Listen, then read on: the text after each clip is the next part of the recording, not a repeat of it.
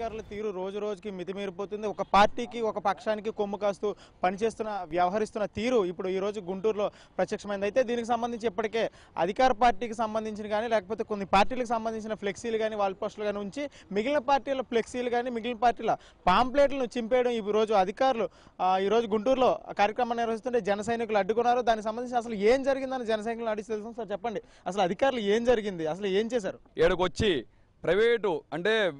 Private వ్యక్తుల ఇళ్ల మీద ఉన్నటువంటి స్టిక్కర్లు కూడా చించుతున్నారు అన్నమాట. పబ్లిక్ ప్రాపర్టీలో ఉన్నటువంటి స్టిక్కర్లు అయితే మేమేం పట్టించుకోము. హోర్డింగ్లు తీసేయమన్నారు, చాలా వాటికి హోర్డింగ్లు తీసేయడం జరిగింది. వీళ్ళు అధికార దుర్వినియోగం చేస్తున్నారన్నమాట. అధికార పార్టీ తెలుగుదేశం యొక్క ప్రోద్బలంతో వీళ్ళు వచ్చేసి ఎక్కడా స్టిక్కర్ ఉండకూడదని చెప్పేసి ఒక పోలీసు వ్యక్తిని ఆయన ఎలక్షన్ ఆఫీసర్ గారు వచ్చి ఒక పోలీసుని పెట్టుకుని స్టిక్కర్లు చించేసిన పరిస్థితి మనకు దాపరిస్తుంది అనమాట. అంటే చూడండి ఎంత దౌర్భాగ్యమైన పరిస్థితిలో మనం ఉన్నాము. అంటే ఎలక్షన్ కోడ్ ఆఫ్ కండక్ట్ వచ్చిన తర్వాత కూడా ఈ ప్రభుత్వం కూడా ఇంకా సాగిస్తుంది అనమాట. అంటే ఈ అరాచకాలు ఎన్నాళ్ళు సాగుతాయి? కాబట్టి ఏంటంటే మీరు మీడియా ద్వారా తెలియజేయండి అనమాట. ఈ దుర్మార్గం అనేది ఇంతటితో అంతరించిపోవాలన్నమాట. మీరు చూసే ఉంటారు అక్కడ గార్డెన్స్ లో కనుక చూస్తే పెద్ద పెద్ద హోర్డింగ్లు ఉంటాయి. వైఎస్ఆర్సీపీ ఆ యొక్క అభ్యర్థి యేసరత్నం గారి హోర్డింగ్లు అయితే భయంకరంగా ఉంటాయి. ఆ చంద్రబాబు నాయుడు గారి హోర్డింగ్లు అయితే ఇంకా దారుణంగా ఉంటాయి అనమాట. ఆయన ఇప్పటికే కూడా మహిళల అకౌంట్లో డబ్బులు వేసి అధికార దుర్వినియోగం పాల్పడుతున్నారన్నమాట. ఆయనకేమీ లేదు, కేవలం జనసేన మీదే. ఇది 4వ సారి వచ్చి కేవలం ఈ రోజు మేము చూడలేదు, మీరు గమనించారో లేదో చూసే ఉంటారు మీరు.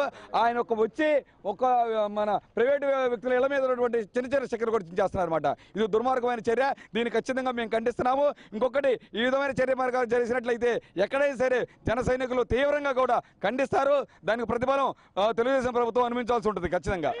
చెప్పండి అసలు ఇవి ప్రైవేట్ ప్రాపర్టీస్ పబ్లిక్ ప్రాపర్టీస్ కాదు అని చెప్పినా సరే ప్రభుత్వ అధికారుల తీరు ఏ విధంగా ఉంది? ఇప్పుడు వచ్చిన వారు మీకు ఏ విధంగా మాట్లాడారు?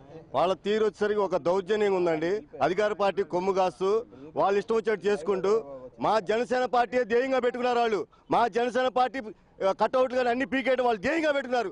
వాళ్ళు ఎన్ని పీక్కున్నా మా ఓటమి వాళ్ళు చూడలేరు. మా విజయ తథ్యం జనసేన జిందాబాద్, జనసేన గెలిచి తీరుతుంది. మొత్తంగా అధికార దుర్వినియోగానికి పాల్పడుతున్నారు. ఏదైతే పబ్లిక్ ప్రాపర్టీస్ మీద ఫ్లెక్సీలు చింపడం తప్పు కదా, అదే విధంగా ప్రైవేట్ ప్రాపర్టీస్కి వచ్చేసరికి ఉన్న ఈ విధంగా ప్రైవేట్ ప్రాపర్టీస్ ఉన్న స్టిక్కర్లను కూడా పీకడం చాలా బాధాకర విషయం. ఇది అధికారులు ఖచ్చితంగా అధికార దుర్వినియోగం చేస్తుంది. ఇది ఖచ్చితంగా ఎన్నికల కమిషన్ కూడా దృష్టికి తీసుకెళ్లి ఎన్నికల కమిషన్ చర్యలు తీసుకోవాలని కూడా జనసేన చెప్తున్నారు.